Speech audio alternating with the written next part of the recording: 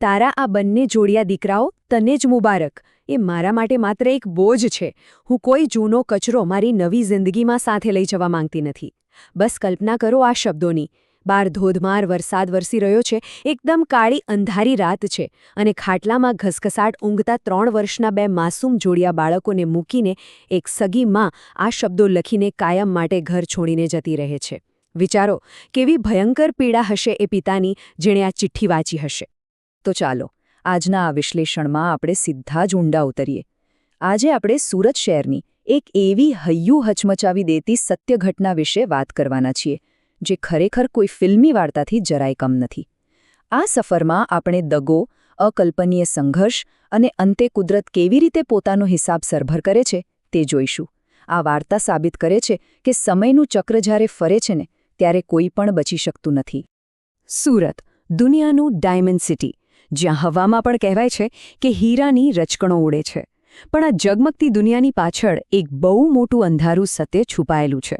જુઓ, અહીંની સાંકડી ગલીઓના એક સીલનવાળા કારખાનામાં હિરેન દેસાઈ નામનો એક યુવાન દિવસના 12 થી 14 કલાક હીરા ઘસવાની કાળી મજૂરી કરતો હતો. સતત કામ કરવાથી એની આંગળીઓ સાવ કાળી અને બરછટ થઈ ગઈ હતી. પણ તકલીફ એ હતી કે તેની પત્ની જિનલને તેની આ ગરીબી અને પરસેવાની ગંધથી સખત નફરત હતી. હવે અહીં આપણે 2 અલગ અલગ દુનિયાઓ સ્પષ્ટ જોઈ શકીએ છીએ. એક તરફ હિરેન હતો, જેનો શ્વાસ તેના 2 જોડિયા દીકરાઓ રોનક અને ઋત્વિકમાં જ વસતો. તે ભલે ગરીબ હતો, પણ પરિવાર પ્રત્યે તેનું સમર્પણ અતૂટ હતું. અને બીજી તરફ જિનલ, જે અમીરીના નશામાં સાવ આંધળી થઈ ચૂકી હતી. તેને બસ લક્ઝરી, મોટી ગાડીઓ અને ઘરેણાં જ જોઈતા હતા. અને એની આ જ લાલચનો પૂરેપૂરો ફાયદો ઉઠાવ્યો સુરતના એક માથાભારે અને પૈસાદાર ડાયમંડ વ્યાપારી પરેશ પટેલે. પરેશે જિનલને મોટા મોટા સપના દેખાડ્યા, અને જિનલ એ ચકાચોંધમાં એટલી ફસાઈ ગઈ કે પૂછો જ નહીં. અને પછી એ જુલાઈ મહિનાની બિહામણી રાત આવી.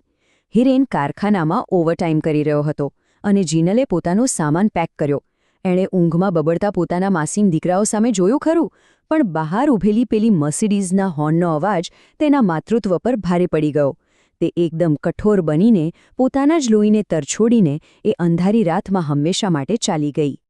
ભાગ 1. એક પિતાનો કઠોર સંઘર્ષ. આ ઘટના પછી હિરેનની દુનિયા સાવ લૂંટાઈ ચૂકી હતી. આસપાસના લોકો ટોણા મારતા, પણ તેણે એક વાત મનોમન નક્કી કરી લીધી હતી કે ગમે તે થાય તે પોતાના બાળકોને અનાથાશ્રમમાં તો ક્યારેય નહીં જ મૂકે. હિરેનની રોજની દિનચર્યા સાંભળીને ખરેખર આપણા રૂંવાડા ઊભા થઈ જાય. તે પોતાના બંને માસૂમ બાળકોને સાયકલ પર બેસાડી કારખાને લઈ જતો. ત્યાં અવાજવાળી હીરા ઘસવાની ઘંટી નીચે તેણે સાડીની 2 જોડીઓ બાંધી હતી. હવે કલ્પના કરો, એક હાથે હીરા ઘસવાના, બંને પગથી બાળકોની જોડીઓ હિંચકાવાની, અને જ્યારે બાળકો ભૂખથી રડે ને ત્યારે કેમિકલવાળા એ જ હાથે તેમને પાણીમાં પલાળેલા બિસ્કિટ ખવડાવવાના. આ પીડાનું વર્ણન કરવા માટે તો શબ્દો પણ ખૂટી પડે. હવે આ સ્લાઇડમાં જે 500નો આંકડો છે ને, તે ખાસ નોંધવા જેવો છે. આ નાનકડો આંકડો આખી વાર્તાનો ટર્નિંગ પોઈન્ટ છે. વાત એમ છે કે દિવાળીનો સમય હતો અને બંને માસૂમ દીકરાઓને સખત તાવ આવ્યો. દવા લેવા માટે 1 રૂપિયો નહોતો. એટલે લાચાર થઈને હિરેન અડધી રાત્રે પોતાના શેઠ પાસે ગયો અને માત્ર 500 રૂપિયા એડવાન્સ માંગ્યા. અને મહેફિલ જમાવીને બેઠેલા એ અમીર શેઠે શું કર્યું? તેણે ગુસ્સામાં આવીને 500 રૂપિયાની એક નોટ વાળીને સીધી હિરેનના મોઢા પર છૂટી મારી, અને બધાની વચ્ચે અપમાન કરતા કહ્યું, તારા જેવા ભિખારીઓ ક્યારેય સુધરવાના નથી. બૈરી ભાગી ગઈ તેમાં મારો શું વાંક? જા, લઈ જા આ ભીખ. પોતાના બાળકોના જીવ ખાતર હિરેને એ કડવો ઘૂંટડો ગળી લીધો અને જમીન પરથી એ નોટ ઉઠાવી લીધી. પણ એ અપમાનનો ઘાવ તેના હૃદયની આરપાર નીકળી ગયો હતો. એ રાત્રે દવાખાનેથી પાછા ફરીને પોતાના બીમાર બાળકોને ઊંઘતા જોઈને હિરેને અરીસા સામે ઊભા રહીને એક ભીષ્મ પ્રતિજ્ઞા લીધી. તેણે મનોમન નક્કી કરી લીધું કે બસ, હવે તે કોઈના માટે મજૂરી નહીં કરે. તે આ જ સુરતના ડાયમંડ માર્કેટ પર રાજ કરશે.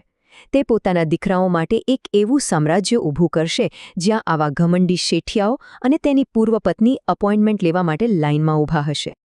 ભાગ 2. ડાયમંડ સામ્રાજ્યનું નિર્માણ. બીજે જ દિવસે હિરેને એ કારખાનાની મજૂરી છોડી દીધી અને એક મોટું જોખમ ઉઠાવીને શેરી દલાલ તરીકે નવી શરૂઆત કરી.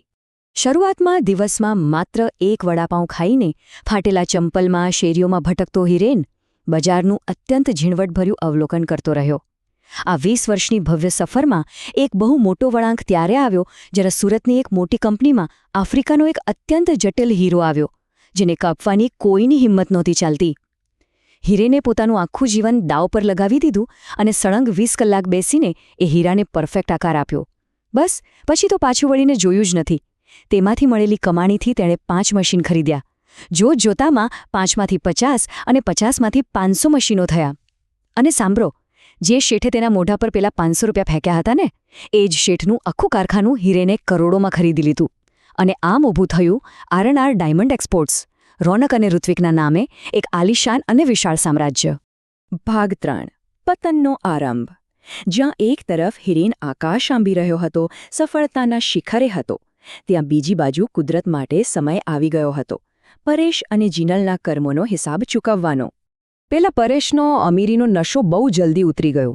તેને સટ્ટા અને જુગારની ખરાબ લત લાગી ગઈ હતી. શેરબજારના એક ભયંકર કડાકામાં તેનું આખું સામ્રાજ્ય પત્તાના મહેલની જેમ ધરાશાયી થઈ ગયું. બેંક બધું જ જપ્ત કરી ગઈ. દિવાળીઓ બનેલો પરેશ ભારે હિંસક બની ગયો. એક રાત્રે તેને જીનલને ઢોર મારીને વાળ પકડીને રસ્તા પર કાઢી મૂકી. અને ખબર છે શું કહ્યું? તેણે કહ્યું કે જે સ્ત્રી પોતાના બાળકોની ન થઈ શકી તે મારી શું થવાની? તું મારા માટે પનોતી છે. જે શબ્દો જીનલે પોતાના બાળકો માટે વાપર્યા હતા એ જ શબ્દો આજે તેના માટે વપરાયા. અને આ પરિસ્થિતિ બહુ સ્પષ્ટ રીતે દર્શાવે છે કે સમયનો ન્યાય કેવો હોય છે. બરાબર 20 વર્ષ પછી એક તરફ હિરેન વેસુની ગગનચુંબી કાચની ઇમારતમાં બેસતો એક ડાયમંડ કિંગ હતો, જેના દીકરાઓ લંડનથી ભણીને આવેલા સ્માર્ટ CEO હતા. અને બીજી તરફ જે અમીરી માટે જીનલે પોતાના જ માસૂમ બાળકોને કચરો કહીને તરછોડી દીધા હતા, એ જ અમીરીએ તેને ખરા અર્થમાં એક કચરાની જેમ રસ્તા પર ફેંકી દીધી હતી. તે રખડતી ભિખારણ બની ગઈ હતી. ભાગ 4. સંપૂર્ણ ન્યાય એટલે કે કર્મનું ચક્ર. 3 દિવસથી ભૂખી અને રસ્તા પર ભટકતી જીનલ કામની શોધમાં વેસુની એક આલિશાન ઓફિસ પાસે પહોંચી ગઈ. તેને બિલકુલ ખ્યાલ નહોતો કે બહાર સોનેરી અક્ષરે લખેલું આ R&R ડાયમંડ્સ ખરેખર કોની કંપની છે.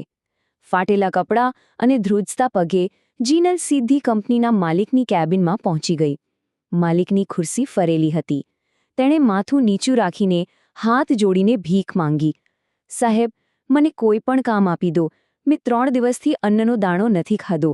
પણ જેવી ખુરશી ફરી અને જીનલે માથું ઊંચું કર્યું, ત્યારે જાણે તેના શ્વાસ ગળામાં જ અટવાઈ ગયા. કારણ કે સામે ખુરશી પર બીજો કોઈ નહીં પણ હિરેન દેસાઈ બેઠો હતો. જે વ્યક્તિનો પરસેવો તેને નહોતો ગમતો, એ જ ભિખારી આજે અબજોપતિ બનીને તેની સામે બેઠો હતો. જીનલ જમીન પર ઘૂંટણભેર ફસડાઈ પડી. ધ્રુસકે રડવા લાગી અને માફી માંગવા લાગી. અને બરાબર એ જ વખતે કેબિનનો દરવાજો ખુલ્યો. 23 વર્ષના 2 અત્યંત હેન્ડસમ યુવાનો દુબઈની 50 કરોડની ડીલ ફાઇનલ કરીને ખુશીથી અંદર પ્રવેશ્યા. એ બીજું કોઈ નહીં પણ રોનક અને ઋત્વિક હતા. પોતાના દીકરાઓને જોઈને જીનલથી રહેવાયું નહીં. તે હાથ લંબાવીને તરત તેમની તરફ આગળ વધી. પણ એ જ સેકન્ડે હિરેન એક સિંહની જેમ ગરજો. બસ એક ડગલું પણ આગળ ન વધતી. તેણે પોતાના દીકરાઓને અત્યંત શાંત અવાજમાં કહ્યું કે આ માજી કચરો કાઢવા આવ્યા છે, પણ આપણો નિયમ છે કે જે પોતાના જ લોહીને કચરો સમજીને તડછોડી દે તેને આપણે કામે રાખતા નથી. વિચારો, જીનલને 20 વર્ષ પહેલાં પોતાના જ હાથે લખેલા એ કઠોર શબ્દો બરાબર યાદ આવી ગયા હશે.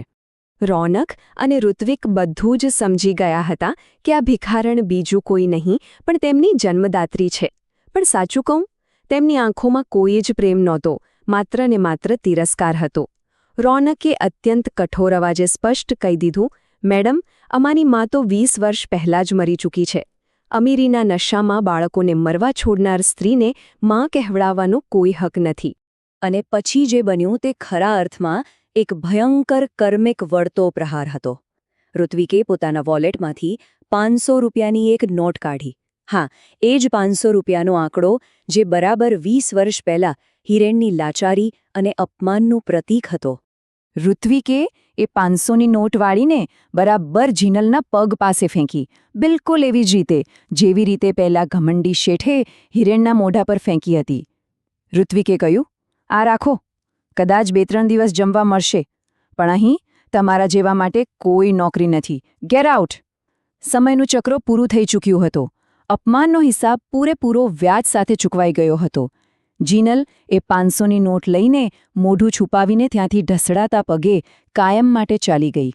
મહિધરપુરાની પેલી અંધારી અને સિલનવાળી ઓરડીમાંથી શરૂ થયેલી આ સફર વેસુની આ સોનેરી ગગનચુંબી ઇમારત સુધી પહોંચી ગઈ. આજના આ વિશ્લેષણમાં આપણે સ્પષ્ટપણે જોઈ શકીએ છીએ કે માણસ પોતાના અહંકાર અને લાલચમાં ગમે તેટલો ઉડે પણ કુદરતનો ન્યાય હંમેશા અચૂક હોય છે. એ કર્મનું ચક્ર છે ભાઈ, જે હંમેશા સંપૂર્ણ ચોકસાઈ સાથે પોતાનો ફેરો પૂરો કરે જ છે. તો અંતે આખી પરિસ્થિતિ આપણને સૌને એક ઊંડા વિચારમાં મૂકી દે છે. શું માત્ર પૈસા કે અમીરી જ બધું છે? શું પૈસા ક્યારે સાચી અમીરી ખરીદી શકે છે? કે પછી સાચી અમીરી એ અતૂટ વફાદારી અને સંઘર્ષ છે, જે હીરેને પોતાના સૌથી અંધકારભર્યા સમયમાં બતાવ્યો હતો? આ પ્રશ્ન પર ચોક્કસથી વિચાર કરજો. અને હા, યાદ રાખજો કે મહેલ હંમેશા મજબૂત પાયા પર જ ટકે છે, લાલચના પાયા પર નહીં. આ સાથે જ આપણી આ આજની પ્રસ્તુતિ અહીં પૂર્ણ થાય છે. આ અદ્ભુત સફરમાં જોડાવા બદલ ખૂબ ખૂબ આભાર.